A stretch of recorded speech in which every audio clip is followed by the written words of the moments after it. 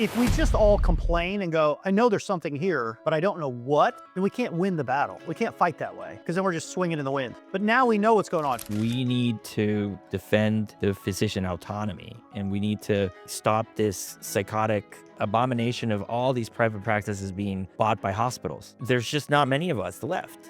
It's all been sucked into the black hole of the hospital. Program directors are hostages to the inmates, which are the residents, and it's just going to create a lot of diffusion of responsibility in the future. Then that mixed with the hospital, which is like a culture of just cover your ass, it just sounds like a horrible place to work. Christmas Day, 1995, I go to boot camp. And I think about that often when I think about residents. Imagine if during boot camp, when they were screaming at you and yelling at you and telling you to run faster or do push-ups or learn how to hold your rifle correctly, if I just said, I'm gonna report you. Two vascular surgeons walk into a bar and come out with a podcast. We are talking everything vascular and not. Welcome to the Life of Flow podcast.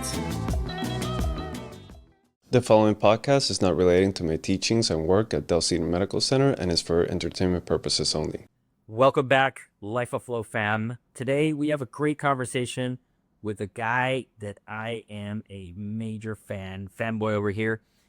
This is Dutch Rojas. Dutch is an entrepreneur, a healthcare advocate, and an innovator in very, very many ways. His entrepreneurship is particularly on a mission to make healthcare affordable and accessible for everybody, everywhere. And we had some pretty candid, spicy conversations about hospitals, independent physicians, migration into the hospital and out migration. This is like your review more. And holy shit, I love talking. This guy is awesome. Stay tuned. Baller show. Don't miss it. Vamos. Dutch, what a pleasure to have you here. You know I'm a fan. I'm a huge fan. Fanboy. Total fanboy. I've emailed you repetitively. I've have my team chase you down. And quite frankly, you're one of our most famous guests when we see the impact of your work, of your community and social media. So I first off is I just want to say thank you for carving some time and talking to us and getting your message to our particular network of people. Oh, I couldn't be more thrilled. He's never said that I don't know about what anyone. I don't know what happened, but I said yes right away. Well, the first one you couldn't, and then we rescheduled, and then my team said he hasn't agreed, and I was like, dude, he was if we very need hurt. to stop bugging you, just let me know. And he's like, I already approved, dude. Like, what the fuck? So I was like, I'm sorry. I'm all in on this deal. What are we talking about? All right, Dutch. For those of us that have not had a chance to look into your journey, I'll start with a pretty strong stance, which is you're very outspoken about why the system punishes doctors who stay independent. And maybe to frame this conversation and kick us off, I'd love to understand a summarized journey of where you started, how you got to this, and how you can be so firm, so outspoken, and so defensive of these particular thoughts. Look, I didn't make it to med school. I ended up getting a master's degree at some fancy school in England in finance. And by the time I realized I probably could have gone to med school, it was too late. No, I'm just kidding. You guys, you guys are brilliant. And I realized, look, early on, I knew that I wanted to be in healthcare. I went on a mission trip in 1995 to Guyana. I worked with a bunch of docs who built a portable ambulatory surgery center. And I ended up staying for 2 months, and I thought it was amazing. I was like, how are these? There's dentists, ENTs, general surgeons. It's a great group of docs. And I heard things that I'd never heard, and I saw things I'd never saw. People were queuing up hours and hours and hours. My job as a college student was to bring food on the queue, along with the 25 other volunteers that were with us. And I watched dentists and physicians openly weep about how happy they were that they could actually do what they were trained to do. You know, you had women holding little babies. You're 3 hours south of Georgetown. I mean, we're talking about, we say rural, right? I mean, this is as rural as it gets. That impacted me pretty strongly. And as soon as I got out of undergrad, I worked in New York City, consultant like everybody else, and then I got into healthcare. And what I realized very quickly on was if I wanted to have an impact on patients, I had to do it through physicians. And, I did the journey everyone did. Like, I totally bought in. I was living in New York City. I thought NYU Langone was amazing. I thought Columbia was amazing, and they are to some extent. But then I got down into the nitty gritty. I got involved with a surgery center in Manhattan. This is all like early 2000s, and it just blew me away. I watched physicians work to the bone, and I thought, well, like, okay, I thought only guys like me did that. Work 24/7. These guys are working 20, and they're doing it for patients. What's driving them? And I think, just like everybody else, I had an epiphany after a few years, and I went, holy you know, this is the answer, and this is how we're going to do it. So I ended up working for a REIT, building surgery centers, and then I got onto the insurance side. And by the time those two melded in 2007, 2008, that's when I really started going ape shit and going like independent practice of medicine is the right way to go. And the consolidation model that CMS has built, right? Today we call that site neutral payment arbitrage. When that conversation started, you kind of saw what was going on. And when you look at business people like me, in the 90s, we watched consolidation of banks. This is the very same playbook. And so I went, oh, I understand, because I'm a history guy. And now I know what's going to happen. How do I start playing defense? And so one of the ways is social media. Look, I don't think I have a large audience, but I don't have a small one. You've 50,000 And plus followers aggregated, I yeah, think, if not more. yeah, I think somewhere around there. We That's huge. there was a PE company that sent me something. They wanted us to run ads or something. They were like, "You reach 2.23 million people a month." Correct. I was like, "Yeah, we're going to keep doing that, but we're not Yeah. going to do it with you." Yeah. Yeah, exactly. Look, I think we're going to have a great discussion today. Thanks for having me. This is what it's all about. Independent physicians getting real structure, like making it happen. So then let's break it up with this first thing, because you're saying that there was a cataclysmic event. There was a D-Day that, in a way, torpedoed, escalated, created the first step towards this nonsense we live in. I've heard you say the system isn't broken; it's working exactly as it was designed. Um, so, what do you think was up with CMS? I, I mean, is there a conspiracy theory here, or what? Can we think that there was some thought that they thought this was going to be really good for their people and that this was going to help, and then the whole thing went to shit? But what do you think was happening in those closed doors that said, "Hey, let's start doing this and let's see where it goes"? There's two parallel thoughts. Number one is CMS has always said our priority is hospitals, full stop. Number two, which is probably more foil tin hat, is when you look at the 6,000 employees at CMS and you look at the top 20%. If anybody has conflicting information, I want to hear it, right? When you look at that 20% and you look at where they go when they finish their 2-year stint, which is pretty much the average at CMS, they go to payers, they go to the academics, and today, over the last 6 years, they go large tech. And then within 3 years, they go back. So from that perspective, if you look at it and say, well, the federal government has a policy that hospitals ought to be defended at all costs, then you can start seeing that maybe independent physicians are 5th, 6th, 10th on the priority list. And then you can begin attacking what's going on in the government. Because the government does not like physicians, period. The government does not like physicians. Tell us why. I think it's fairly obvious, and I hope it becomes more obvious to more physicians around the country. Everything works against you. You have central planners. I mean, that's not America.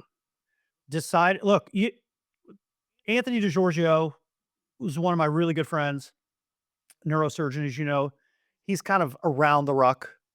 Then there's other ruck committee members that have called me and said, we want to defend the ruck.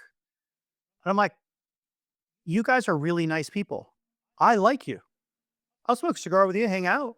But central planning is wrong. And the Centers for Medicare and Medicaid have decided that an RVU for an employed physician ought to be more than an RVU for a not employed physician. And professional fees ought to go down since effectively 1998, and facility fees ought to go up. And then they further confuse us with having like inpatient schedules, outpatient schedules, ASC schedules. I mean, Medicare has 11 schedules. Sometimes it's 12 if you get into the magic room. I'm kidding. It's a joke. It's the Harry Potter door. Yes. But the point is, I think it's really critical for physicians to understand what levers are pulled against them and then how to fight those off. Like, if we just all complain and go, oh, I know there's something here, but I don't know what, then we can't win the battle. We can't fight that way because then we're just swinging in the wind. But now we know what's going on. If you look at the American Hospital Association, since the ACA passed, they've spent $391 million just keeping physicians out of hospitals. That effort started in 2003.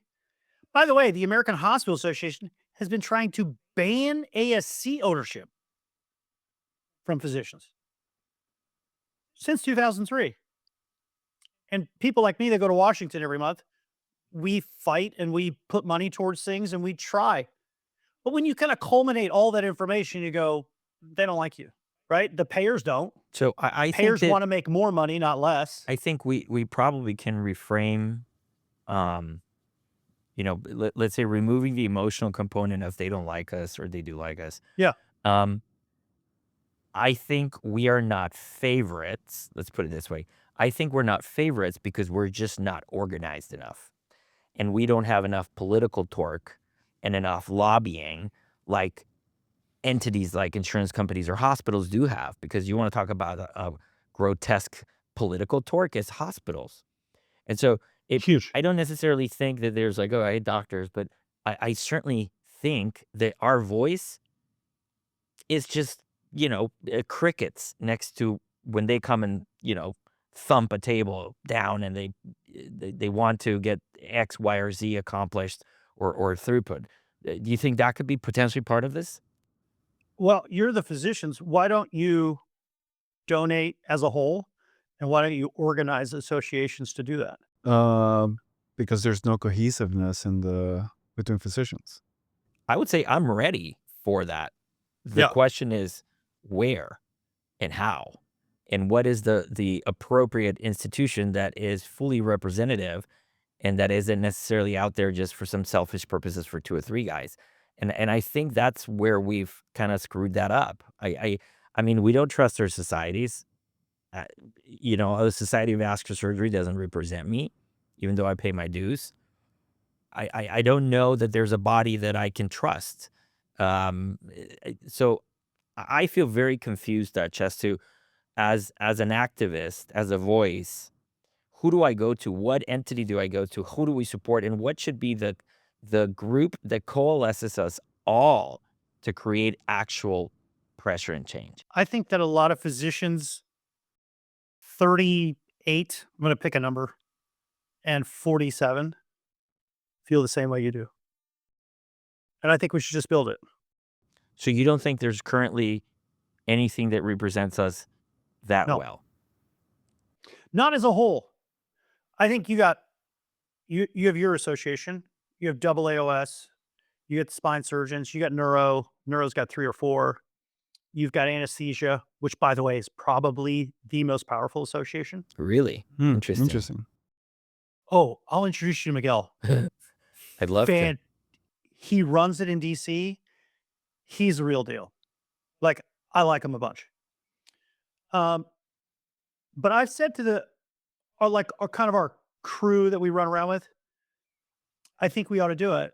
But just like when I started a venture company, I helped start it, and then I became the minority partner and said, I'm not a doc. You guys got to do it. Exactly. So what I try to do is build businesses that docs wouldn't ordinarily build or feel comfortable building. and then I kind of move on from it. Like I'll kind of build the layers, and then I go, "Do you want to do this or not?" Right, and then you guys go off and do it. But I think like I turned 50 this year. I think when I'm 55, like this is all I'm gonna do. Like I got an apartment recently in Old Town Alexandria. I got an office. I'm like, I think this is what I'm gonna do when I turn 55. Like I'm just gonna spend a bunch of time here and railroad these people. And I'm gonna give it a go. So what would be your step one, two, Yeah, three? Oh, let's let's do create it. the blueprints Yeah.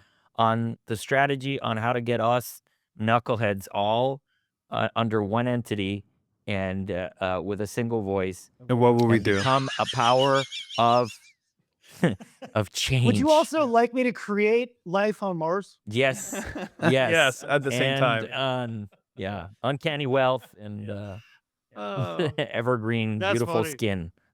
No, look, I think it'd be hard, but we'd have to decide on three things. Okay. And literally they'd be the top three. Like, what are the three things physicians want to see? And by the way, this would be independents. So there's about 200,000 independents. There's a whole bunch that are employed that would help us, but it wouldn't be all a million. So let's say we could coalesce 300,000, maybe 350, right? Then we'd say, okay, well, let's say the dues are 5 grand for everybody. So we get close to a billion. Well, AHIP, the insurance guys, pharma, obviously pharmacy, Advanimed, the med device guys, and AHA, and then the Federation of Hospitals, right around a billion a year. So if we Each could or match that with together? independent voices, I think we could win. But I think you would have to pick 2 or 3 issues. Like, what would be your top issues that you think change everything? I personally would say that we need to defend the physician autonomy, and we need to make it to where we stop this psychotic um, a coalition or abomination of all these private practices being bought by hospitals. Like, Yep. there's just not many of us left. Like, it's No, all been so sucked into the black hole of the hospital. And I think like That would be facility for me the number one thing. By the way, number 1. decreasing the barriers to independence, whatever that is. You do a study. What are the barriers for physicians to establish their own practice, being regulation, be it monetary finance, and then work to decrease those to allow the opportunity for that independence. so I think who do there's a you think wins? I'm sorry to interrupt you. go no, Go, no, no, go ahead. you go. No, I was gonna say I agree with both of those. And I like that you put them into English, and then you can put them into policy actions. Like, I would take yours and say, how do we become autonomous? Well, we could form mutual companies, i.e., there's like let's just say in Texas, we built a mutual that allowed us to negotiate rates with payers directly. Right today, we can't do that. Like, there's 5 of us, and we go, they'll call it collusion.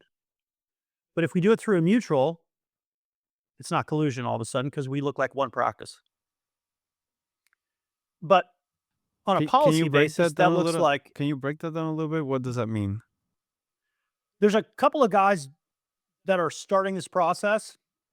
They've met with a bunch of North Texas practices. What they're doing is they're putting practice assets under one tax ID. You have to do it by state. Can't do it on an interstate. It's got to be interstate basis. And then let's say the 3 of us wanted to get together.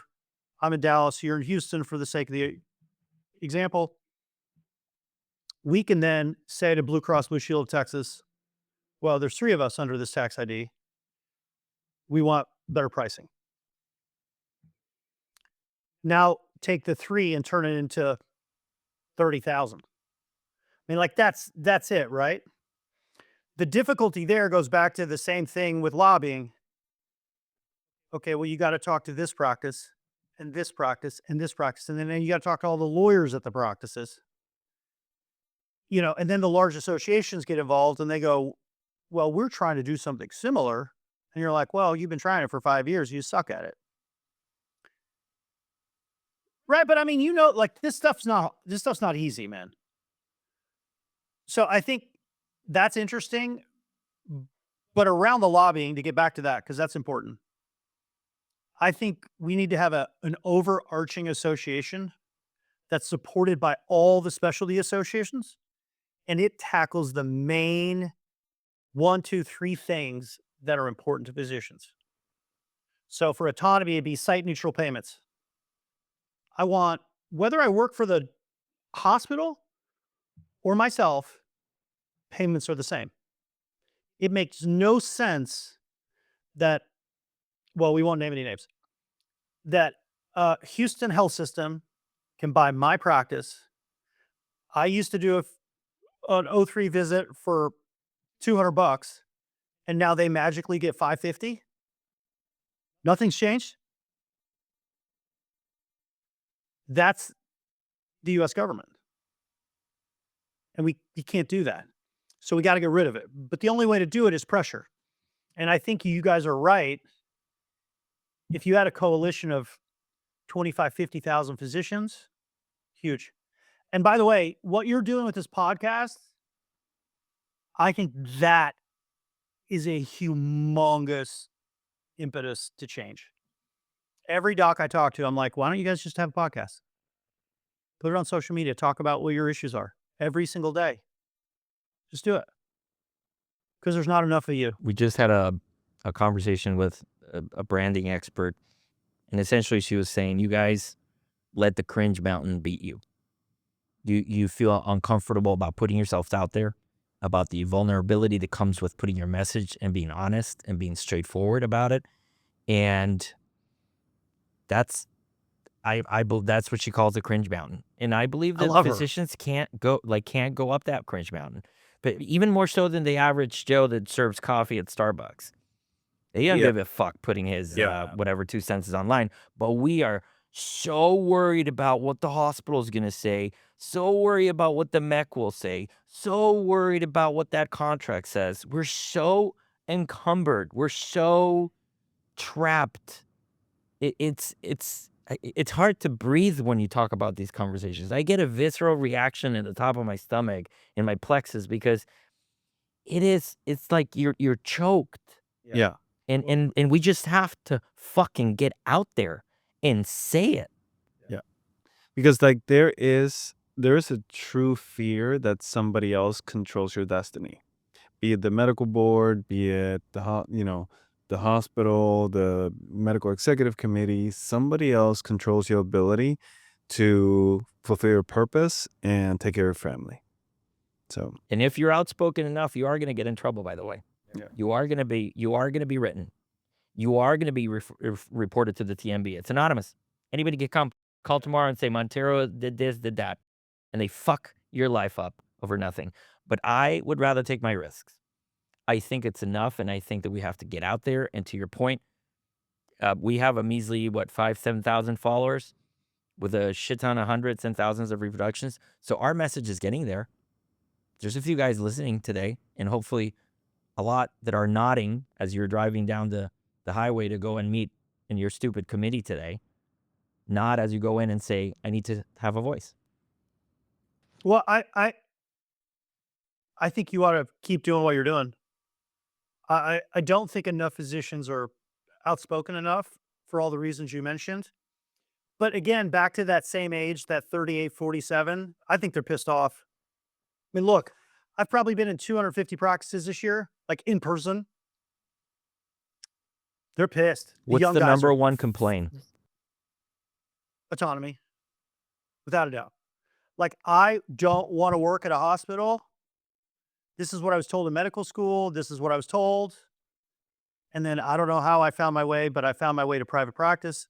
Somebody told me, don't call it private practice, call it independent practice of medicine. It does sound nicer. By the way, I like the branding expert. She's spot on. But I will say this. because I'm going to start following you guys. Real Doc Speaks, a retired doc, right? OB. In less than a year, he's got 12, 13,000 followers.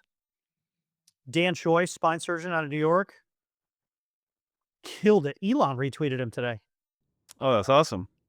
I mean, he had like 15,000 likes in 8 seconds. And the good news is, do you guys listen to Gary Vee? No, Yeah, I know who Gary is. I don't. Oh, yeah. You got to listen to him. Who is he? He'll help you. Gary Vaynerchuk. He's Yeah, like he's an online. How would you describe him? Like an online entrepreneur. Yeah. Yeah. Except he built businesses and sold them for lots of money. And then was like, oh, I should, kind of similar to you. Like, hey, I've been doing this a long time. Here's all the shit I'm pissed about. And here's all the stuff I love. I'm going to tell you about it. And then I'm going to help you. Like, speaks all over the world. And Interesting. you guys would like him. He fits your mold. Oh, we he got to get him in is- here. Let's have He's Gary a Vee plain on. talking New York Yeah. dude, man. Well, the good thing He's is like, we always hey, Dutch, what the we- fuck is up? And I'm like, whoa. Like, that's we how he is. also we always hound you after a show for a couple of intros. So I've already making a list here of 2 people that Do we you, want. do you know Gary Vaynerchuk? Yeah, I met him a couple times. Oh, cool. Well, I lived in New York City before I moved where I'm at now. Yeah. And you just kind of, entrepreneurs kind of run around. And I met him a couple times. Great, super genuine, That's awesome. Yeah. highly See approachable. if he comes on if Gary Vee come on our little podcast, we'll love you. Dude. Yeah. So I where? want to I want to roll in person, except you're out of here, but I'd roll in person to you guys. I'll fly to Tulsa tomorrow. Let's fly to Tulsa. I told wait, you I'm I'll a hang out fanboy. for like 3 hours. I and need a just film selfie. bullshit I need a all selfie. day. Dutch. August/September 2026, Life of Flow Summit /Handalat, Mexico City. in. You're in. You're coming. Oh, In I love Mexico Mexico City. City. I Mexico love City. DF. Love Rojas it. is belong in Mexico City. There you That's go. it. We'll invite Let's Checo. get some habanero Yeah. sauce and get it done. We'll figure it out. We know people that know people down there. So Gary, So back to the basics of this. It would be Yes. autonomy and advocacy. Yeah. So getting the message out there, right? That seemed like 2 really important pillars, but you said 3. Do you have Well, one, Dutch, that you would say, hey guys, as we do this, here's my non-doctor thought. This is a 3rd pillar of what we need to accomplish if we can coalesce all these guys. I'm with you on number 1. Autonomy is the most important thing. I worked at a large New York consulting firm. They basically told me to leave after a year. I am not a good employee. I've been acquired twice. I didn't last very long, 6 months. I don't think doctors make good employees. I don't think so either. I think we ought to be free. Like free. Like see the patients you want to see them the way you want to see them, and treat them. And if you fuck it up, guess what? You get to pay the consequences. And I think that you know the consequences more so than anybody else. Like, I was having a cigar with the general surgeon yesterday, and he's like, you know what? I do 10 or 15 appendectomies a day. Guess what if I screw up? He's like, I lose my job. I lose my living. And he's like, you know what the administrator loses? No, he just goes to the next hospital next door. And I don't think the public understands that at all. And it's a story you guys, it's authentic to you and you need to tell it. So autonomy is number 1. I think the right to own whatever you want, including hospitals, ought to be yours. But my big issue is price transparency. And it's not so that people can go shop. I think that's part of it. But put on your technology entrepreneur brains for a second. If I could give you the price of everything, what could I then build?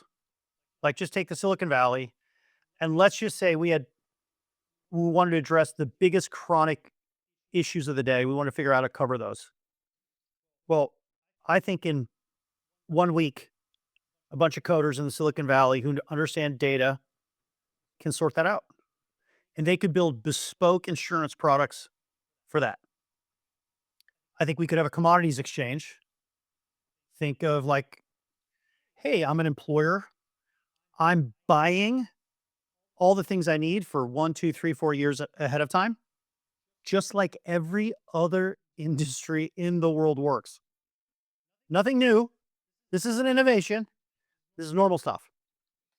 The only way to do those things is price transparency, like forced market maker kind of transparency. Like a blood test is XYZ, that's what it is.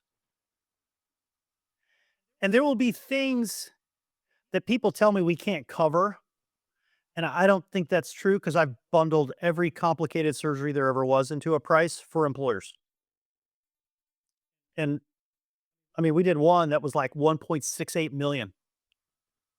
And we did a capitation on the end for the employer. Right? Capitation means taking risk. Like if it goes over 1.6, like we'll take it all. And you know what the employer did? They're super smart. They sold half of the risk to an insurance company. And so when you think about how complicated it gets, healthcare today we don't participate in any of that. And so I think if we have price transparency, we could participate in entrepreneurship. And I think with physician entrepreneurs and price transparency entrepreneurs, you win. That's it. It's over. Like the insurance problems we have today are gone and we win. And physicians are back to controlling their own destiny. And by the way, independent physicians today pay mostly premiums for everything and they count them expenses. You know, at institutions like when I ran ASCs, we built our own insurance companies for MedMal, for property insurance, for every type of coverage. And then guess what we did with that money when it was free? So between 18 months and 24 months, we as partners could either reinvest that cash, or let's say we had a younger partner that came on and we had to fund them. We'd be like, oh yeah, we can give you $700,000 for the next year. Here you go. And we funded it using money that normal doctors today go, well, I have to pay that as a bill. This is why good business people and great physicians work well together. Because you can't do both. Like I can't be a doc. No, it's not going to be for me. But most docs can't be business people. But we can kind of understand each other's world. And if we begin to trust each other again, I think we can make a huge difference. And that's what this advocacy idea is about. You know what's interesting here, and we've been obviously the lens through which we're seeing this problem today has been very physician oriented.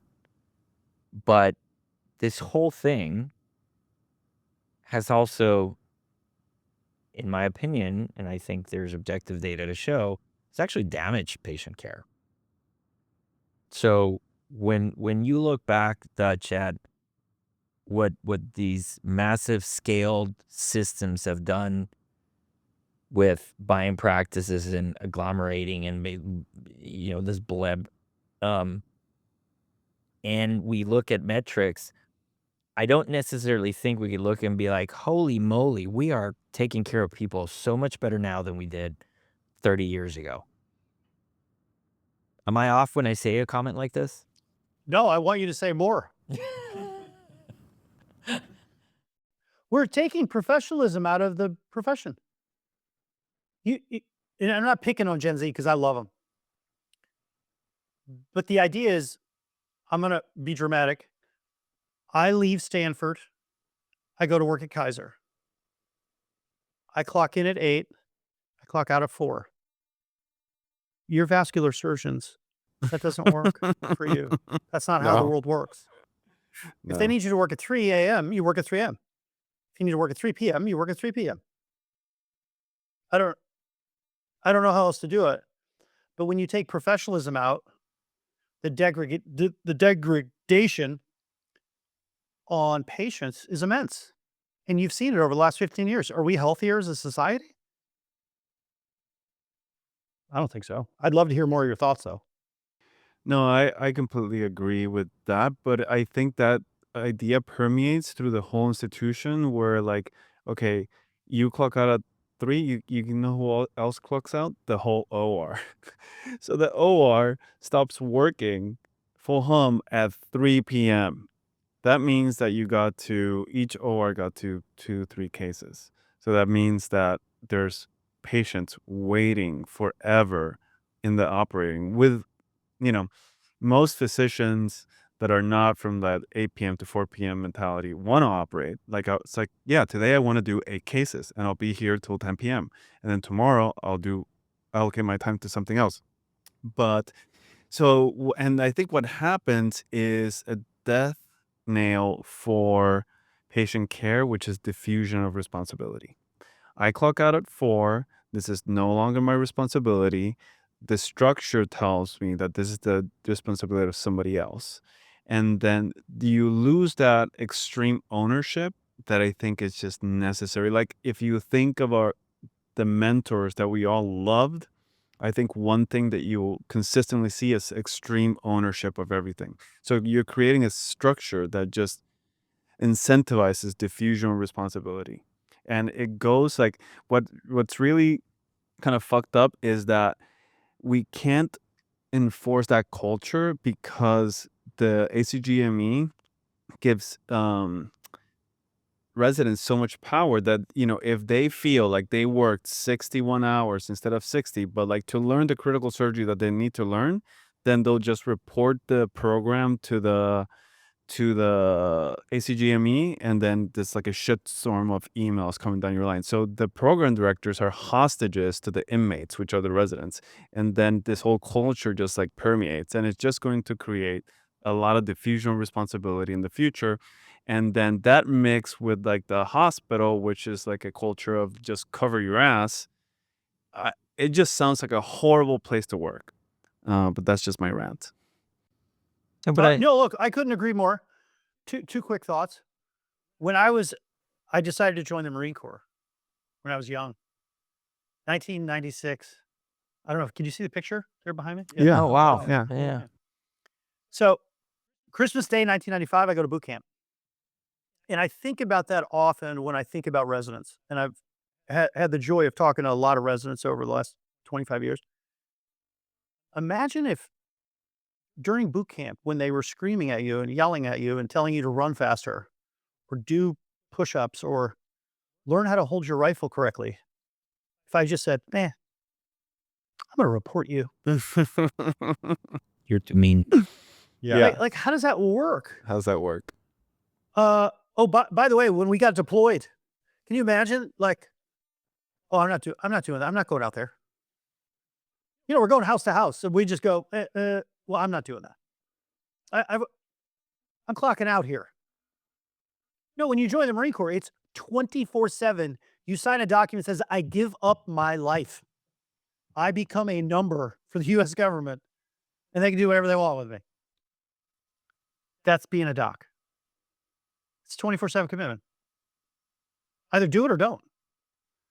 The other comment I would make is, whenever I walk into a physician-owned facility, I can tell industrial engineering's been done. The turnover on OR cases is quick. Like, and I used to run those teams, and we used to have a stopwatch. This is when I was in my mid-30s, and we would just walk through it because the docs would go apeshit. Like, why does it take 30 minutes to turn over this fucking room? Blah, blah, blah, And I never pushed back on it because I got it.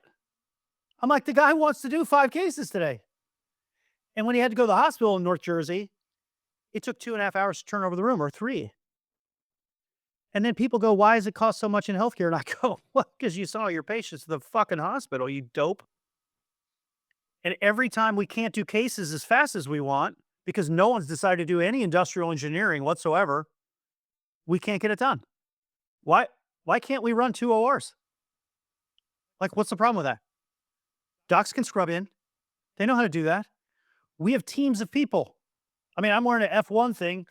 We had some F1 teams help us in our surgery centers in Florida, Arizona, and Jersey. Bro, it was amazing. It was like industrial engineering on steroids. Oh, we they Well, it's should about do that at timing. Hope. they here. came to see It's about your timing. turnovers and stuff? Well, we invited them. Yeah. Yeah, we got a bunch of turnovers.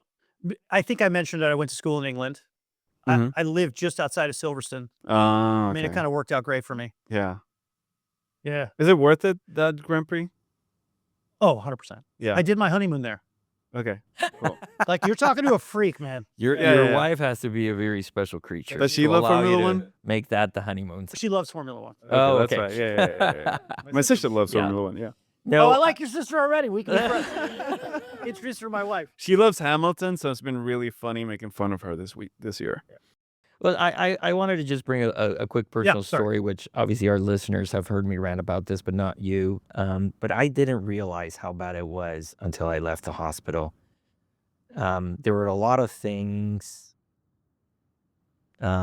organically happening in me that made it very uncomfortable to be there.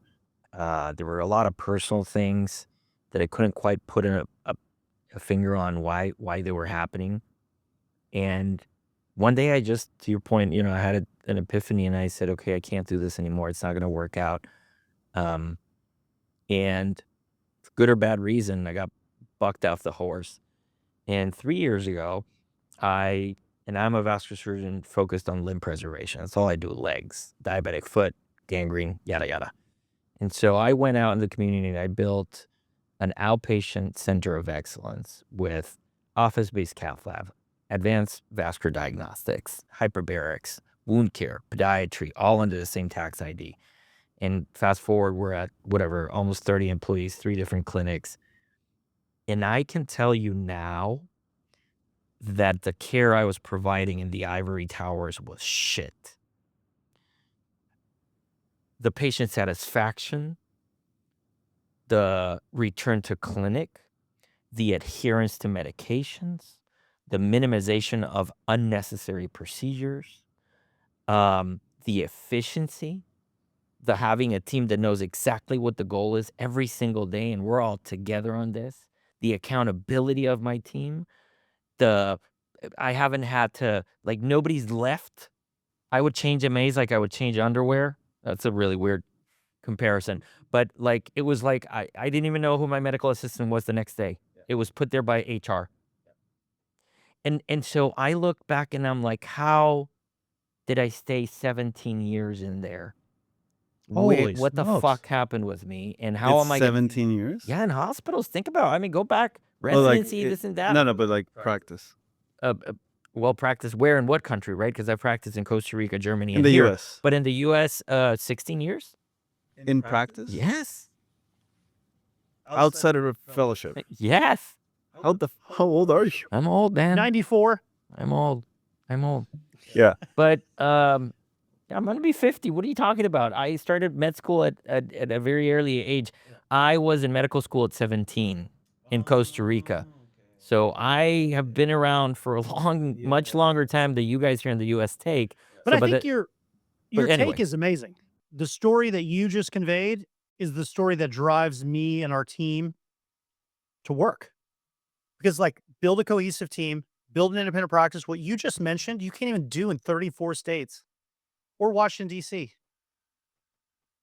You couldn't build all that shit. You have to ask permission from the overlords. They're called certificate of need laws. It's insane. Not only can you not build a hospital or own one, if you wanted to do wound care the way you're doing it, you couldn't do it.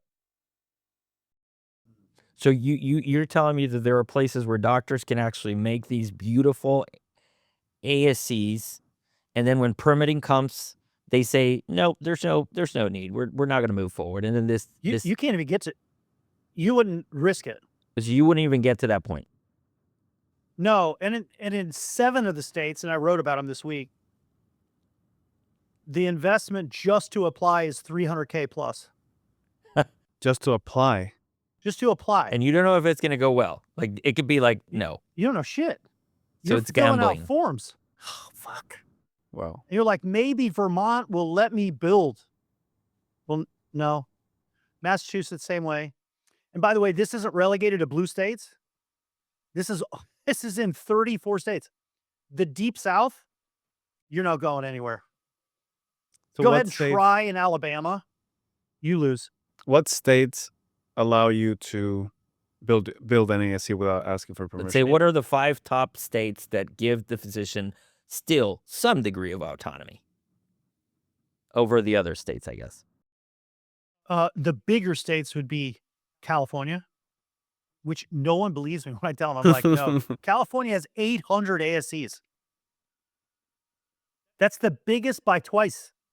Of course, they also have 40 million people. Texas, Oklahoma, Arizona, Kansas, Florida. Those are kind of the freedom states. You'd think that other states like Tennessee, right? Like all these people that I meet that are red people, they're like, but Dutch, and of course I make fun of them. They're all rednecks. Well, they're trying to make sure I go back over the wall. And so I have conflict with them. But like West Virginia, Georgia, Alabama, North Carolina, Virginia, all have certificate of need. Like you guys can't do anything that you want to do. And that doesn't make sense. Have you read the book, The Sovereign Individual? No. Who wrote it? I forget. Let me see who wrote it. It's kind of one of those books that tech people love. But basically, it's one of the things that it says. Let me see who wrote this. I just typed it in. James Dale Davidson.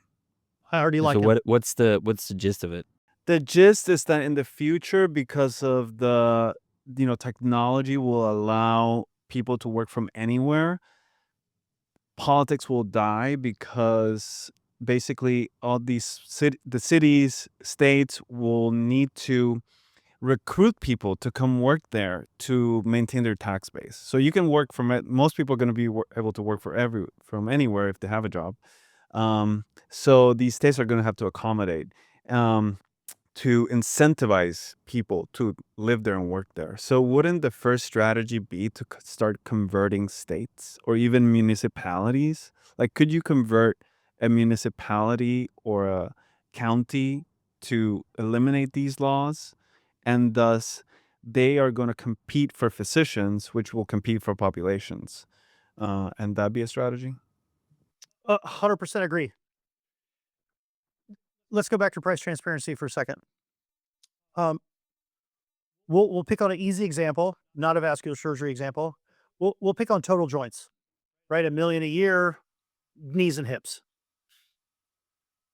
Why do we do them in every state? Like if I was the governor of a state, I would call every single CEO of every company because they're all self-funded, right? They're all cash payers. And I go, I'm building the #1 total joint center in the country. By the way, pick your specialty and insert your whatever you're doing. Why wouldn't you do that?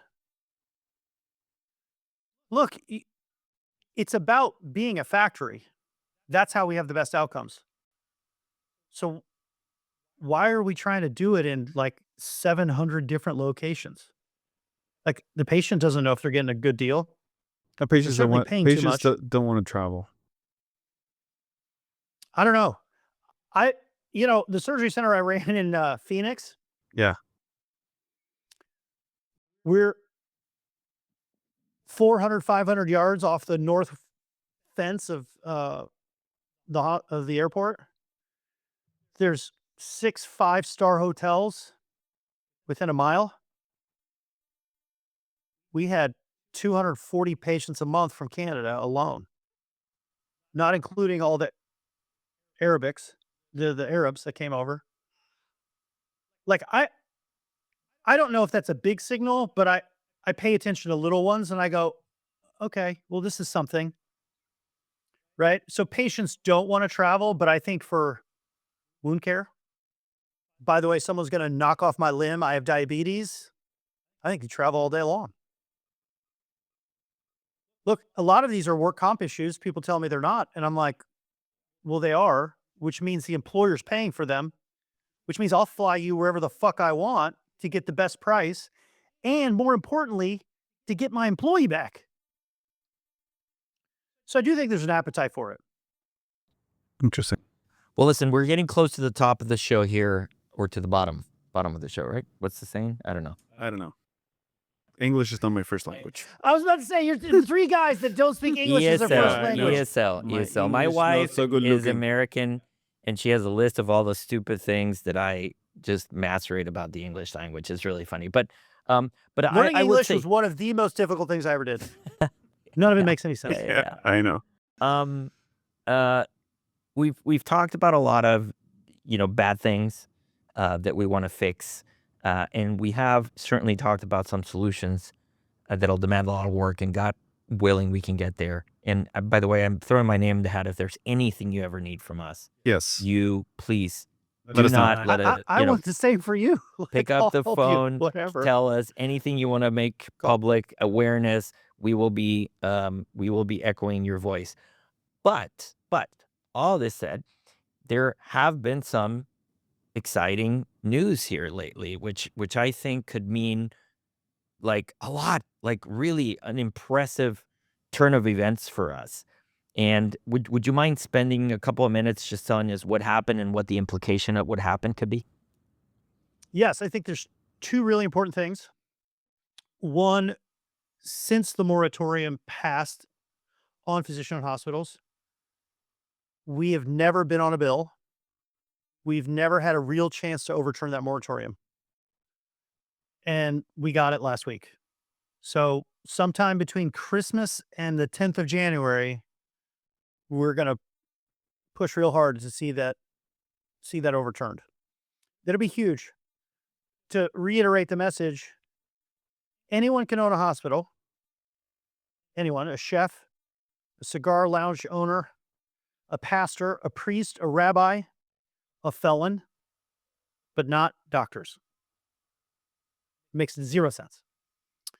But the second bit of news that's also good is the Centers for Medicare and Medicaid have seen the errors of their ways with consolidation, and they are transitioning many of the items from the HOPD fee schedule and the ASC fee schedule to match them up. Some are going lower, some are going higher.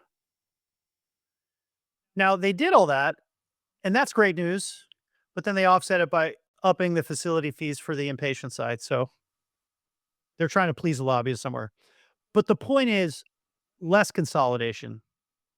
The other good news is private equity's incentive to consolidate has been greatly slowed. And that is due to the financing architecture that's available to them, where the rates are today, what borrowing looks like. And then at the end of the day, like many in the Silicon Valley, they never called a doctor. They thought they could operate these practices on their own. They're little MBA folks and their little data tech guy from San Francisco, and they thought they could kill it. And they realized something, not possible.